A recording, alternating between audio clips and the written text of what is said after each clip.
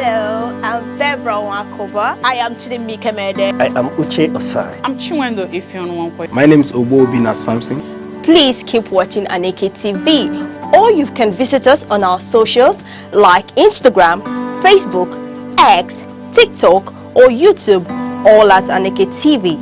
This is Aneke TV. We move with the world. Hi, and you're welcome to today's episode on Health Awareness Matters, that is Health Matters, right here on Aneke TV. So across Nigeria and other parts of the world, cholera remains one of the most persistent threats to public health. It's fast, it's dangerous, but then it's also very preventable. Now, what cholera really is, why it spreads so quickly, and most importantly, how you and your loved ones can stay safe. Now, with us in the studio today is Dr. Taiwo Kolawole, and he is the Director CAT Medical Services right here in Enugu State. Is a public health specialist who has first-hand experience with community health campaigns. And we'll also be hearing from you, our viewers, through your comments across all our social media platforms on Facebook, X, Instagram, TikTok, and right here on YouTube, all at Aneke TV. So stay tuned. This is a conversation that could save lives. So moving on, let's meet our guest today. Good morning, good afternoon. Good afternoon, doctor. It's good to have you on the show. It's today we are talking about cholera. You know, cholera has become should I call it a plague, or should I call it a pandemic?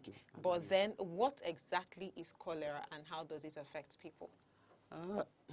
Excuse me, please. It's a bacterial infection that affects human beings, transmitted in different forms. Maybe, let me just say, through poor hygiene. Okay. You can get it through food. You can get it through water. You can get it through the environment. So there are different ways that you can get cholera. Okay. So can you help us understand how and why cholera spreads so rapidly, especially in crowded or under-resourced areas?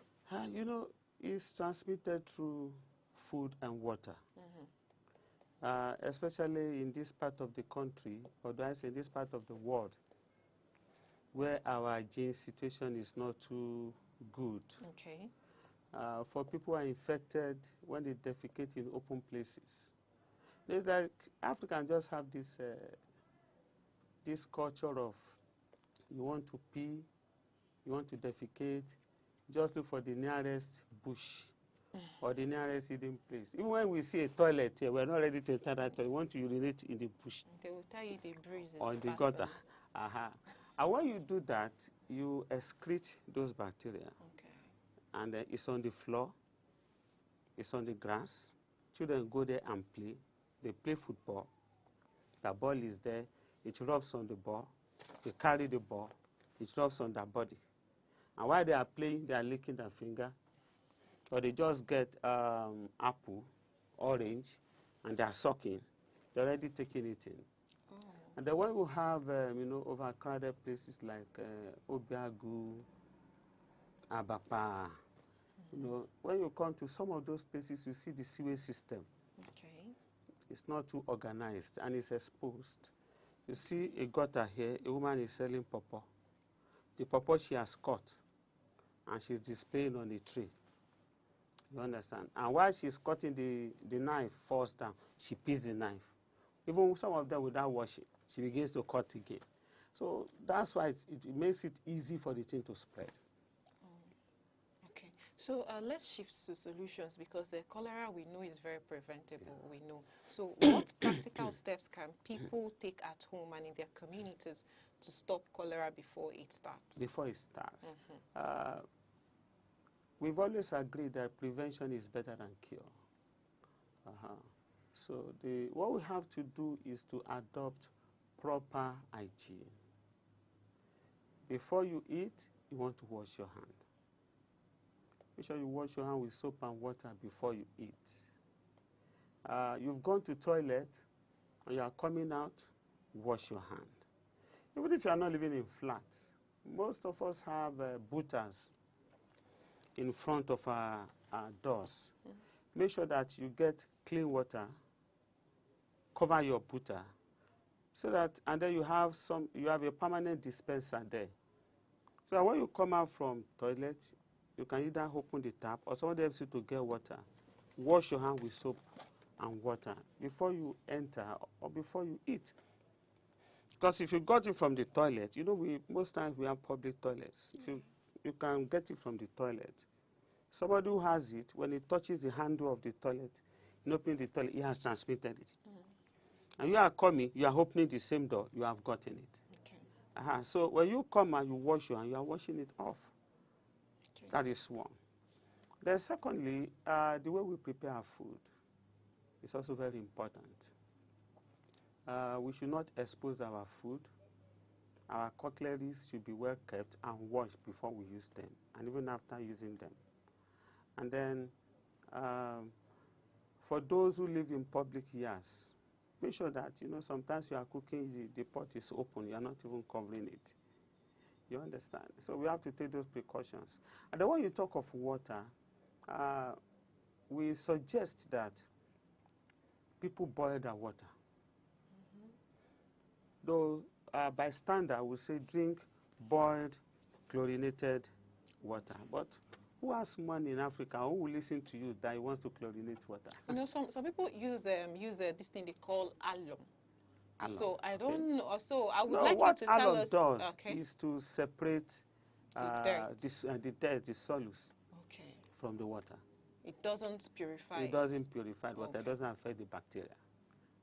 So it's better you boil your water before you drink.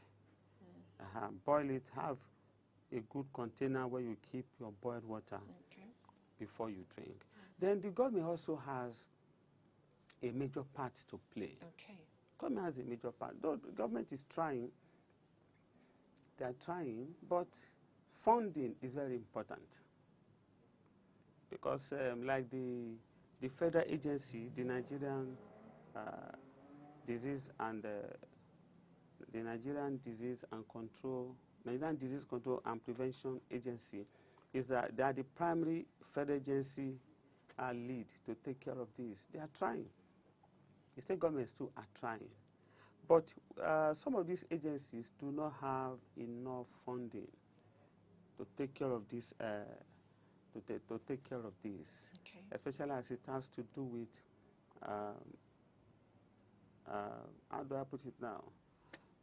Jingles, that's informing the public about this cholera control, what it has to do, because you know it affects the masses mostly.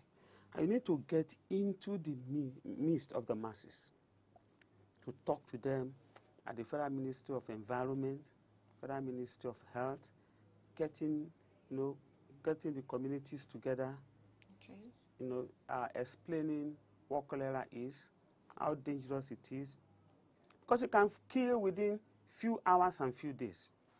Okay. So Yeah, so you need to let them can know. you walk us through the progression of cholera? Like since you said it kills within hours and few hours and days, can you like walk us through the progression, how it starts, the first stage? Does it have what in stages? Yeah, you you know? see, once you start seeing the symptoms, yeah. yes, within a few hours or depending on how strong your immune system. system is. You see some people vomiting. You know, it's a diarrheal disease, Okay. vomiting and stooling. And once you see somebody vomiting and stooling, that person is losing fluid. And one major component of the human body is fluid. Water is very important. It takes about 90% of the composition of the body. Once you lose water, the cells and other enzymes and chemicals in the body cannot really function as they should function. So when you are losing fluid, the body begins to react. So you see them losing weight, the eyes going in, you see them having cramps, your mouth becomes dry, and before you know it, they can get into the state of shock. You understand? That is why, because you are losing fluid in two ways. And the problem is you are vomiting, you try to drink water, you are still vomiting. Oh, so at this point, it means it doesn't even let you eat anything It at all. doesn't even allow you to. But what we say is, no matter the extent of vomit, keep drinking. Keep drinking. Because you will not vomit 100%. Okay. Maybe you drop vomit There's this kind 90%. of water, this solution. Yes, ORS. Okay, that also. So instead of drinking the normal, so is it better you take ORS than taking water? No, yes, when we in that talk of situation? taking water, it's not just ordinary water. Okay. Better you take ORS, oral rehydration solution. Is sold in the chemists and pharmacy shops, and you can do it in your home. Okay. All you need to do is get a boiled water, put about 6 level teaspoon Okay. in it. That should be 1 liter of water. 1 liter of water, Ragolis water. You can use that, and then put about half teaspoon of salt. Shake it very well. You can be taking it. Okay. Now it replaces the water. It also replaces the sugar and the salt you are losing in the body. Okay. So it helps, keeps you at least rehydrated Okay. till you're able to get medical attention. All right. And we also sometimes, you can take coconut water. Coconut water is not ordinary water. It's not ordinary water. It has other nutrients in it. You can take coconut water. You can take what we call rice water. When you are cooking rice, you parboil. Okay, that very first water you use in washing the rice. Okay. Not the one you use in washing the rice. That's after the parboiling part of it now. You can give it to the person to take. Really? Yes. Oh, wow. It's fluid, and it has some carbohydrate there, some nutrients there. You can give the person to drink coconut water. You can also give the person a little bit salted vegetable water to drink. Okay. You understand? So those things keep rehydrating the body. So those are some of the things you have to do. Okay. All right. So talking about some cultural beliefs or myth about cholera, some people have a lot of beliefs about cholera. So what kind of beliefs or misconceptions have you heard about cholera so that we can debunk them now before people will see cholera and call it something else? It's not just cultural beliefs, it's cultural and religious beliefs. Okay.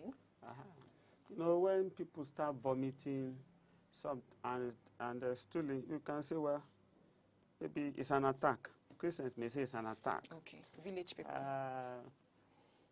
Juju people can say they did the enchantment and the demon has caught the person. Some people can say that he has taken abomination culturally. Right. He has done something abominable. In as much as we are not saying it may not be possible, all we are saying is that if you see somebody vomiting and stealing, at least you have to stop it first. Even if it's attack, even if it's demon, Satan, or whatever it may be, try and stop it first physically. Okay. First aid is important. Get the person to the hospital. And I'm sure they'll be able to stop it. Okay. In cholera, it mostly affects women and children. Because in most of the cases we've heard, it's majorly the women and the children. Now, how can they be protected from cholera? It affects all. Yeah. But since you said But mostly, statistically, since it you say affects mostly, most women and children.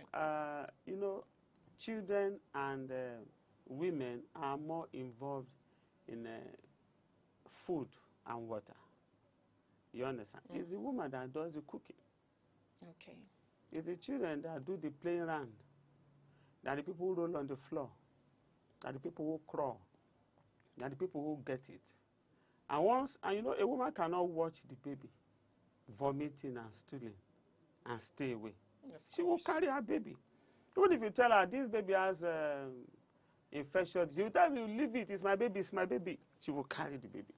And as she's carrying the baby and the baby is vomiting on her, and she's cleaning, some women, before you know it, she has used her mouth to even suck say something is blocking the nose, let me suck, she's sucking it.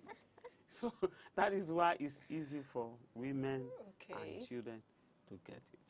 So, but when the mothers are well informed, and you see your child vomiting and stooling, the next thing you do is to try and look for glove. You want to get a glove to wear, you can send someone to get you glove. You want to get a cloth that you know will not be will not be able to transmit it. If you have this raincoat, you can quickly put on your raincoat, put on your glove, carry your baby. You know raincoat is made of nylon. Carry your baby, clean up the baby, do what you have to do. Make sure you don't put that hand in your mouth. Taking care of your baby, you can remove the glove, you can remove the raincoat.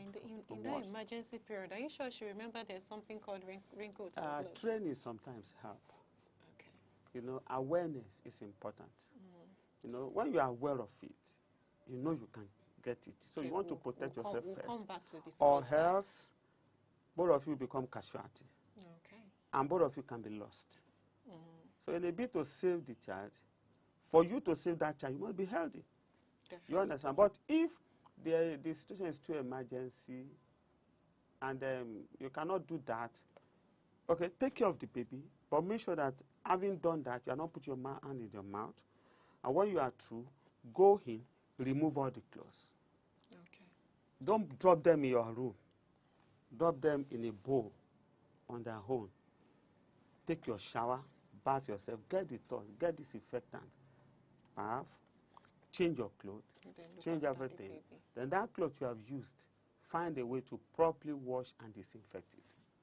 All right. Okay. Thank you so much. This is Health Matters on Aneke TV. I am Amaka Nijan. With me in the studio is Dr. Taiwo Kolawole, who is the Director of CATS Medical Services, Enugu. And we are discussing cholera, its preventive measures, and we're trying to create awareness for cholera outbreak in Nigeria. So we're going to show commercial break now, and when we return, we'll be talking about the preventive measures and find out ways we can actually curb the menace of cholera spreading across the nation. Do not go anywhere. Aqua, water. Water is life. Ancient, sacred, pure. It remembers creation and carries cleansing. It can be calm or it can rage, but it always moves. Aqua teaches us to be soft yet strong, to adapt yet remain, to flow around obstacles yet shape even the hardest stone. We came from water. We need water. And sometimes, when words fail and hearts break, only water, falling from our eyes or washing over our skin, can heal what language cannot. Okay, you're welcome back. Still Health Matters on Aneke TV with Amaka Niji, and with me is Doctor. I've increased your rank already. Okay. And with me is Dr. Taiwo Kolawole, who is the Director of CATS Medical Services Enugu, and we're talking about cholera. So, Doctor, before we end up the show today, I would like to discuss the preventive measures. I know initially you've talked about something like that, but we need it in details because there are people who really do not understand what cholera is. Yes. They just, because I've seen cases where people just see water anywhere and they drink. You see people even drinking from the same cup and plate with their pets. So and when it comes to the community, how can community leaders, church leaders, how can these people create awareness and tell people that cholera is real and these are ways to prevent it? It's okay. Community leaders, religious leaders, youth leaders of communities have a great role to play. Even schools, Exactly. school proprietors have a great role to play. You know, there's this popular balance in Africa that dirty know they kill African man. We believe that dirty know they kill us. Anything that happened, and then some religious beliefs, they will tell you whatever happens is from God. There are some religion that will tell you that whatever happens, it is God that has allowed it. Okay. You understand? And but we need to know that sometimes it happens not because God wants it to happen, but because we are careless. So let's get to the communities. Let me go to the government first. Government has a major role to play. Because to mobilize the community, it must start from the government. They need to invite the traditional rulers. Talk to them about it. You cannot underemphasize the importance of the traditional rulers.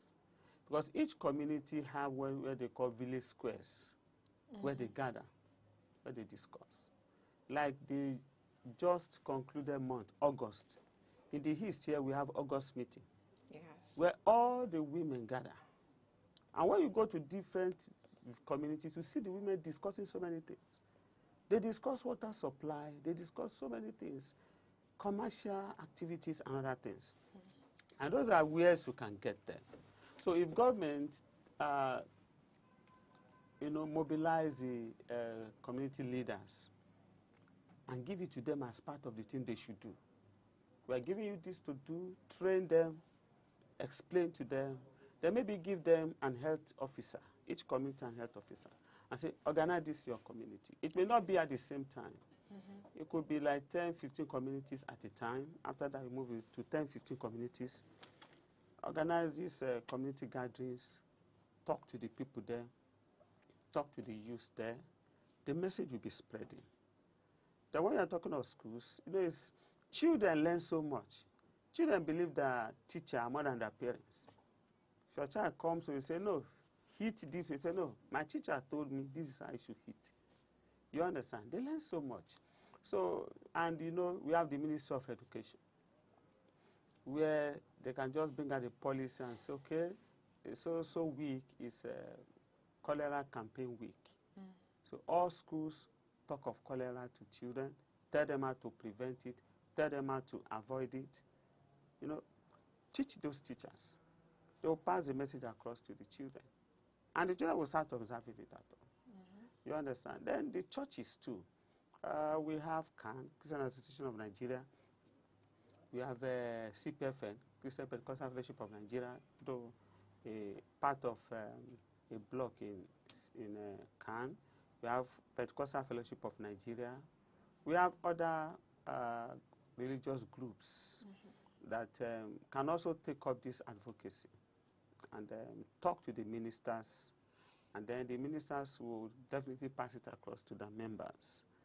Those are the different routes we can take to make sure that we get this to our members, most especially the rural areas. Most especially the rural areas. I think with this we can get to a lot of people. And the one you are doing as well. Yes, the one you are doing as well. The media too is part of it. With other medias. And when you meet, you can just decide and say, okay, for the next 1 week, let all radio stations talk about cholera. Prevention. It will get across to so many. It may not be all, but to so many. Okay. And we'll be able to achieve tangible results.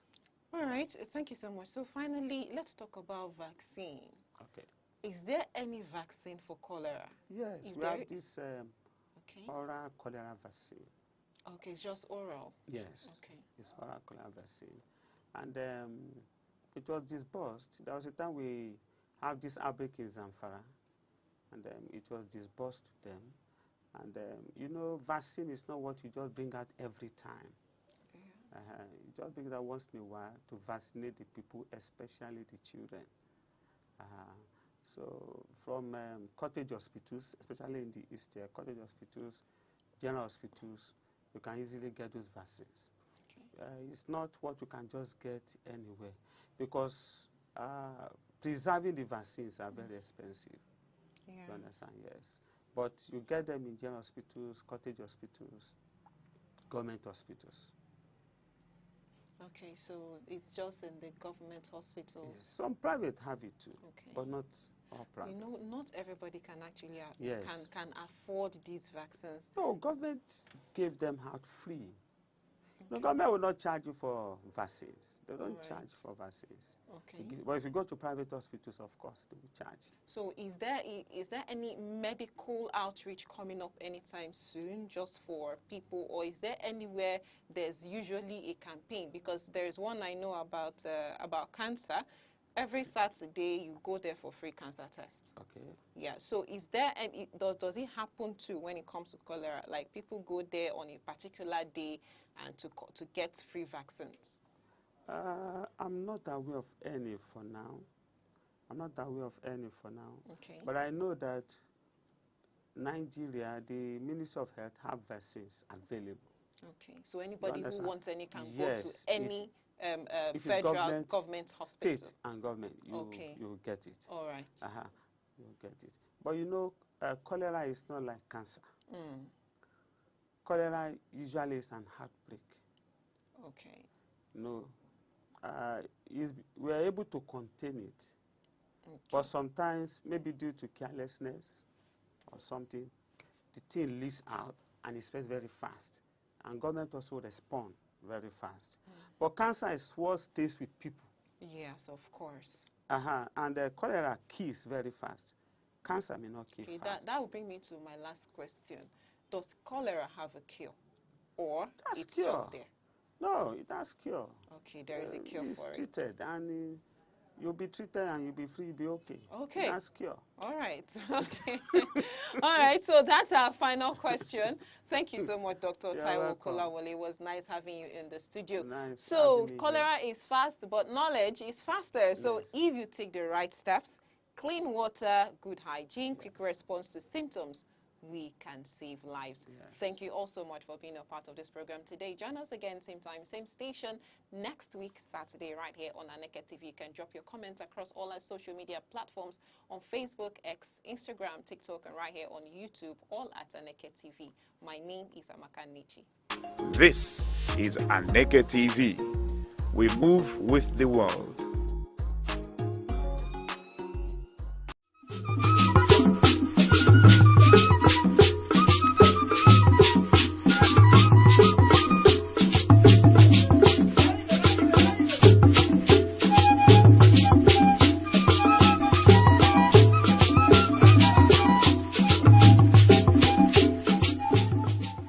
The red cap is a powerful symbol of authority, tradition, and chieftaincy. It signifies leadership, cultural identity, and a connection to the ancestors. The red cap is primarily worn by men who hold traditional titles such as Nze, Ozo, Ichie, Chief, Onyish. The number of eagle feathers on the cap can denote the wearer's status within the chieftaincy system. The red cap comes in different shapes, and each shape represents a particular hierarchy in the traditional institution in Igbo land.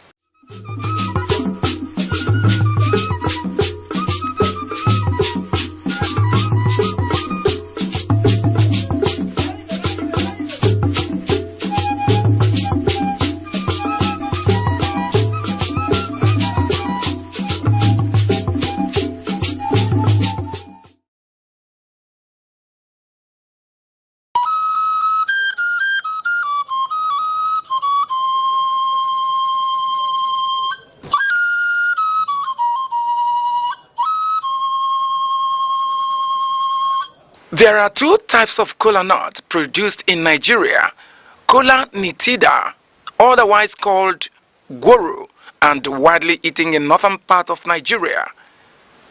Kola acuminata, also referred to as Igbo kola, is of local origin and occupies an important position in social, religious, and sacred ceremonies in Igbo society.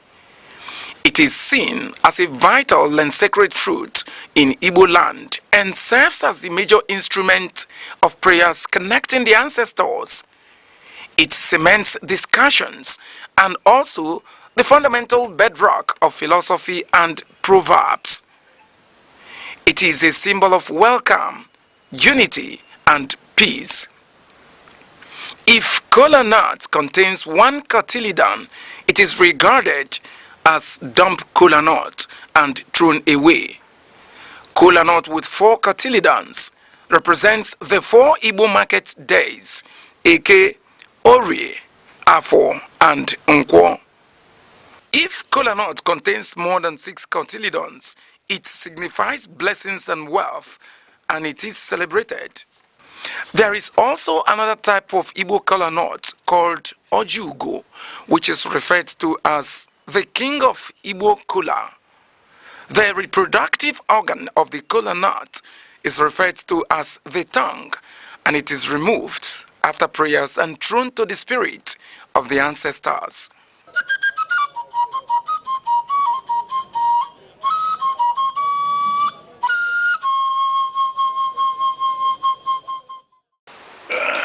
Ibai. Ekele mu. Ojo kwani ihe eji gondo. Ndo ana atoka. Onye anabara nke ya na ụlọ agwọ ibe anyị adị nọ ogologo ndụ arụ ike na ọdụmma ihe eji ene ndụ anya na onye nwere ihe eji ene ndụ anya na ịrụfụta nwere ya ị mara na nsogbu riri ya olise bụ anyị na-ekene gị Chukwu okike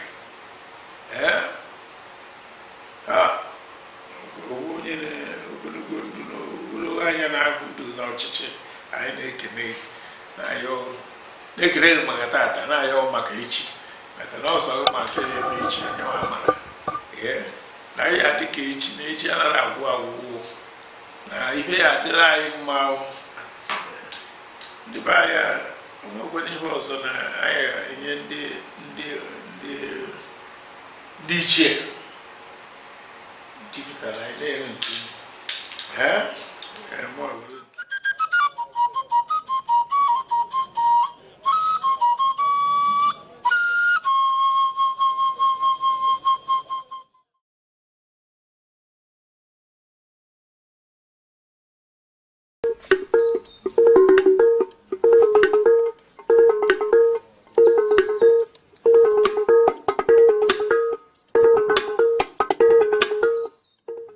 Ogene is a metal bell historically made by the Igbo people and considered as one of the most important metal instruments in Igbo traditional music. When struck with a wooden stick, it produces a sharp resonant tone. It is a symbol of Igbo identity and heritage, passed down through generations. Ogene acts as a rhythmic instrument, a melodic device, a means of communication, and also used in divination and spiritual rituals. It provides the rhythmic backbone, often setting the tempo and pace for other instruments and dancers. Ogene comes in different shapes and sizes.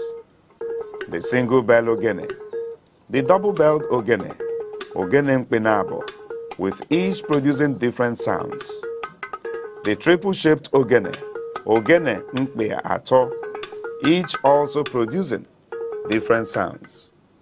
In an ogene cultural dance group, the vocal style is often distinguished by its main vocalist, with multiple singers singing in harmony with each.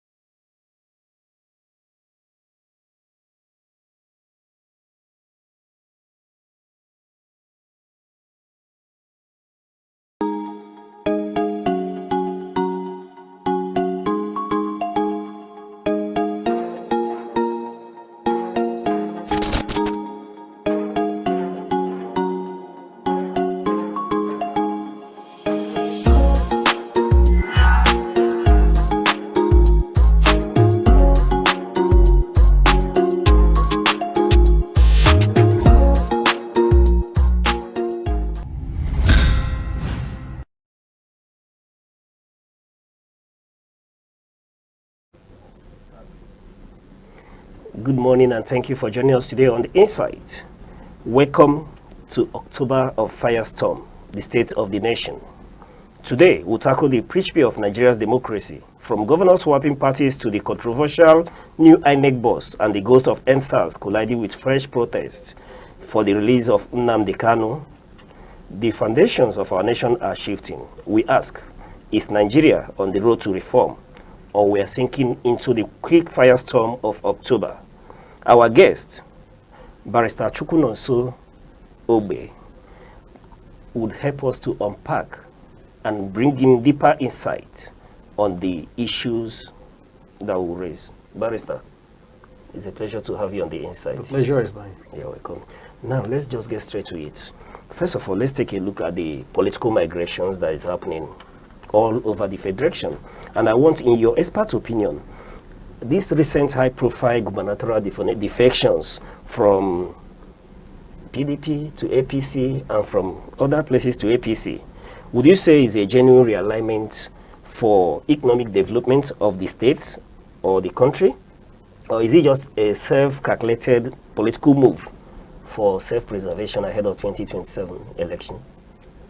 Anyway, generally, I know as a fact that opposition is a key segment of democracy, because in the absence of a viable opposition, those in the ruling party will be made to believe that all is well with their government and that they're getting it right. In which case, whenever we have a viable opposition in place, the excesses of the ruling party is to a great extent curtailed. Having laid that foundation, I'm able to say that the massive defection being witnessed in our polity is counterproductive. And I think it is being, this line of action is being told by those who are desirous of protecting their political interests as opposed to the interests of their respective followers.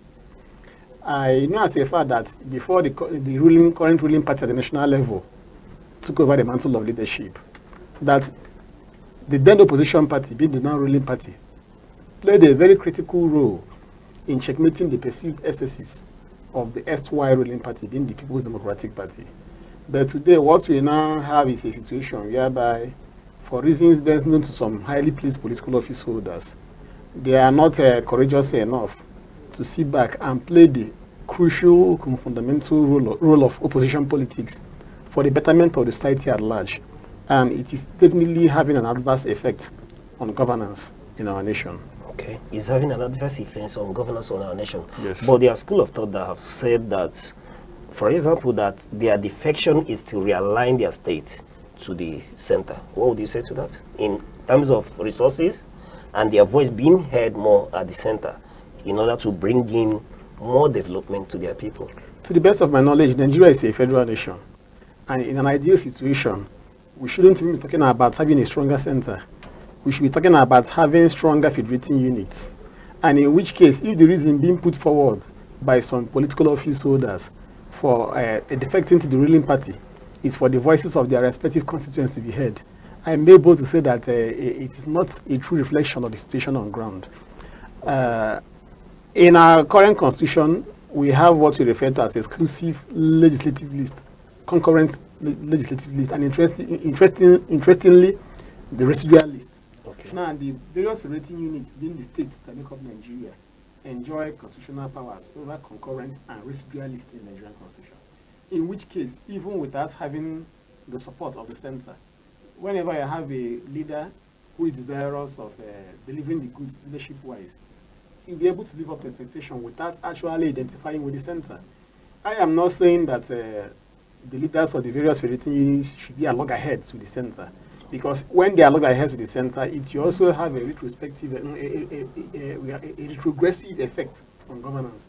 But basically, I think this has to do with the desire on the part of some political office holders to identify with the ruling party so that their perceived shortcomings will not be used against them as far as politics is concerned. Because there is this belief, and to a great extent, rightly so, that in an environment that whenever there are plans to subvert the will of the people, or whenever a political office holder feels that he doesn't enjoy the normal support of the populace, the best way to navigate such a murky water of politics is to identify with the center, so that the instrumentality of the state will be used in protecting the political interest of the concerned political office holder. When I mean the instrumentality of the state, the armed forces, The electoral umpire in some instances where the possibility of their being compromised is there. So that's what is playing out. On the long run, the citizens are the ones to bear the brunt of bad governance. Because, to the best of my knowledge, if you have a leader who is doing well in his state, for instance, a state governor who is doing well, a lawmaker who is representing his people well, he has no reason to panic because power actually belongs to the people. The electorates are the repository of power. And in an ideal situation, whoever the electorates decide will govern them will be their leader at the end of the day. I know as a father that I have had some scenarios whereby the will of the electorates was subverted by nefarious-minded fellows. But by and large, if you have a charismatic leader, it's not usually easy, subverting the will of the people whenever such a leader puts himself forward to vie for an elective position. So this strange development where we are witnessing mass defection by members of the opposition to the ruling party stems from the fact that some members of these opposition political parties are not sure of themselves, or they have come to terms with the fact that they are not delivering the goods leadership-wise. They know that beyond the praises being showered by sycophants, that they are not attending to the yearnings and aspirations of the masses. And that's why they believe that the best way to secure their positions is to identify with the ruling party so that they will now resort to the instrumentality of the state in returning to office. Okay. Now, talking about charismatic leaders and delivering the dividends for their people, these are politicians who would naturally want to win elections to be able to deliver for the benefit of their people. They need to stand election, first of all. So do we blame the weak opposition parties for this situation, or do we rather lay the blame on the doorstep of, for example, the defecting governors? The defecting governors are to blame for the entire thing playing out. Just like what I noted earlier, if you have a governor who has proven his mettle leadership-wise, there is no reason to panic. To the best of my knowledge, the governor of Abia State presently, he's still a member of an opposition political party. And I wouldn't speak for him. I wouldn't know what will happen tomorrow. He may decide to defect to the ruling party tomorrow. But for now, a vast majority of the people of Abia State, from my own personal observation, they are comfortable with him. And that being the case, it will be difficult, let me not say it's impossible, it will be difficult to do anything funny in Abia State come 2027. But if you have a situation whereby, irrespective of maybe the activities of sycophants who may be showering praises on some of these political office holders, if you have a situation whereby these political office holders know that are of a truth, that they are not governing well, that the masses are not comfortable with their style of with their leadership style, they will definitely be compelled, directly or indirectly, to identify with the ruling party so that their political interests will be protected. In a nutshell, if you are doing well as a leader, you have no reason defecting to an adverse party, unless there are other cogent reasons that makes it practically or that makes it compelling that you should do the needful. And that's why even constitutionally, going by the provisions of our constitution, it's only when a lawmaker defects at another political party that he stands the chance of losing his seat. It does not apply to those who occupy executive positions. And that being the case, the same constitution provides that there are some situations whereby a member of a political party who is a lawmaker may defect to another political party without incurring any legal liability. And that's where it becomes expedient for him to do so, taking into consideration the state of health of his political party. So by and large, once you are in a political party that does not suffer any fundamental crisis, then you have no reason defecting to another political party when you are sure you are delivering the goods governance-wise. All right. Off the script, for example, would you be, hypothetically, would you be surprised to see, now that you mentioned the governor of Abia State, would you be surprised to see perhaps that the governor leaves his party and moves to the ruling party? It will not come to me as a surprise, considering the fact that the Labour Party is enmeshed in crisis as we speak. Okay. I know that the Nadi Usman and the Abure issue is yet to be settled. The last time the Aneke, the current Aneke chairman, had a meeting with leaders of political parties, I know as a fact that Mr. Julius Abure represented Labour Party as his leader. And that being the case, if you have a situation whereby a governor is not sure of his position in his political party, chances are that that governor may, on that ground, be tempted to defect to another political party in order to secure his political interest. So on that premise, I will not be surprised if at the end of the day, the governor of Abia State decides to defect to any other political party. And if he should do that presently, I think he will be justified to toe that line of action. Now, the question of the political party he's to identify with is a different issue altogether. Okay. Now, let's look at the issue of one-party state. With APC now controlling more states and winning off-season elections, even possibly may win Anambra State in 2 weeks' time if care is not taken, I want to ask, is Nigeria becoming a one-party state? Or are we tilting towards becoming a one-party state? To the best of my knowledge, Nigeria will not become a one-party state. Rather, I will say that there will be implosion in the ruling party in no distant time, because it is said that politics is a game of interest. Many of those who are defecting to the ruling party are doing that in order to protect their political interest. And by and large, when the chips are down, interests will definitely clash. And in which case, I will not be surprised to have some of to see some of those people who defected to the ruling All Progressives Congress looking for other political platforms where they will achieve their political aspiration. So having said that, what you are witnessing at the moment is what I refer to as a temporal movement of political actors to political platforms that they believe will help secure their political interest. But at the end of the day, it is said that nature will always take care of itself. At the end of the day, the envisaged conflict of interest that will erupt from this political movement that is taking place presently will help see to it that Nigeria will never become a one-party state. If not for any other thing, the various tribal and religious divides in the country will make it to a great extent practically difficult for us to come together under one roof. I know as a fact that there are some of our brothers who are from some parts of the country who are to a great extent not willing to leave the People's Democratic Party, which is, to the best of my knowledge, the major opposition political party in the country at the moment. And with time, you may still have some realignment of interest here and there. And the strength of the opposition, the nature or the viability of the opposition we are to have is a different issue altogether. But having Nigeria operate under a one-party system, to the best of my knowledge, for now, it will not be possible for it to happen. We may have a depleted opposition strength, but having the entire society operate under one political banner, or to a great extent under one political banner, is something that is practically impossible. In theory, de facto, it may be in existence, but in reality, in law, it will not be in existence. In which case, we may have those who are in political party A, whereas their political souls will be in party B. Okay. But in reality, having the entire platform, having all political parties operate under one banner, or virtually all political parties operate under one banner, I don't think it is possible at this juncture. Okay. Nothing is impossible, but at this juncture, taking a look at the Nigerian political history, I don't see it happening in the nearest future. Perhaps politicians being politicians may always want to have another vehicle around. Definitely. Okay, but let's continue to look at it. PDP in the Southeast, with this myriad of defections of governors, the PDP has no state in Southeast Nigeria, which has been a stronghold of that party. Given what you've said, do you still see hope for the PDP in Southeast Nigeria? Definitely. You cannot rule out any political party.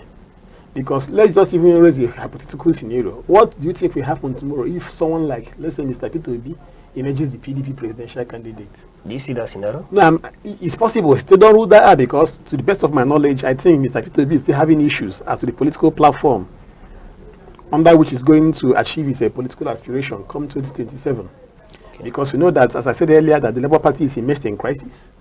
And now there is no guarantee that it's going to secure the ADC ticket. And I know that the governor of Bauchi State has once reached out to him, while appealing to him to return to the People's Democratic Party. So we never can tell the nature of political realignment that will take place in 2027. So I just give an example. Even without Mr. Peter Obi's presence, many factors may come to play come 2027 that may change the narrative. We never saw the obedient wave coming in 2023. Before then, Labour Party was just one of the conventional political parties in town. But with the emergence of the obedient wave, the rest is history. So we cannot rule out any political party, you can also not rule out the People's Democratic Party in the southeast. I know that before the defection of the governor of Enugu State to the ruling All Progressives Congress, that the APC was already in charge of states like Ebonyi State and Imo State. However, you should know that Enugu State occupies a sensitive place in the heart of an Igbo man, because Enugu is viewed as the unofficial capital of Igbo land. And from my own assessment, many people are not happy with the defection of the governor of the All Progressives Congress. Okay. So maybe it is not yet Uhuru. So even if other states in the southeast will be under the control of the ruling All Progressives Congress, I envisage a scenario whereby the PDP will still reclaim Enugu State. I am not a member of the PDP as at today, and I know as a fact that even the PDP as a political party has embarked on some lines of action that even affected my humble self as someone who is involved in politics to a great extent. But we cannot take away the fact that at least that the structure of PDP is formidable in the state. And politicians, being politicians, don't think that those people we saw at Obara Square the other day when the governor defected, you never can tell. They may all not be with him. They may be with him physically, but their souls may not actually be with the governor. They may be with him in order not to attract his reprimand if they should decide to disagree with him openly. But when the chiefs are down, we'll see how everything will play out in Enugu State. Right, I will revisit this very issue that you just raised. I will revisit it, but let's progress gradually. I want to ask, when will political dominance cross the line into what we may call dictatorship of the majority? Anyway, that will take place when, even in the absence of any formal opposition, when I mean formal opposition, the existence of an opposition under the banner of a political party, the ruling party views it as being antithetical for the electorate to voice out their displeasure over perceived ills being perpetrated by those in the corridor of power. Okay. In other words, irrespective of the activities of political actors, this challenge will only accrue the moment the powers that be start suppressing the right to freedom of expression, free speech, and when dissenting voices of individuals and concerned citizens are suppressed. But the moment these inherent fundamental rights are being exercised by interested citizens, the moment citizens are being allowed to voice out their displeasure with the ongoing society, irrespective of the activities of politicians, it will be said that democracy is still alive. Okay. Because democracy is the government of the people. Right. And that's why in some environments we even have provision for independent candidacy, in which case those who think they are popular can come out, project themselves, and vie for political offices. All right. Now that we're talking about democracy, let's look into INEC. On INEC, with the appointment and confirmation of Professor Josh Ojo Amupitan as the new INEC chairman, what is your view on the prospect of INEC conducting a credible, transparent elections going forward in Nigeria? I wouldn't like to sound pessimistic, but Professor Amupitan is just an individual. Okay. And I know that even an individual, to a great extent, is capable of effecting positive changes in any given sphere. Just like the tempo of governance in any given environment is to a great extent dependent on the actions and inactions of the man in charge. Okay. In other words, if in all sincerity Professor Amupitan seeks to ensure that the right thing is done in INEC, that INEC lives up to expectation, we may feel the positive impact. But beyond that, if we should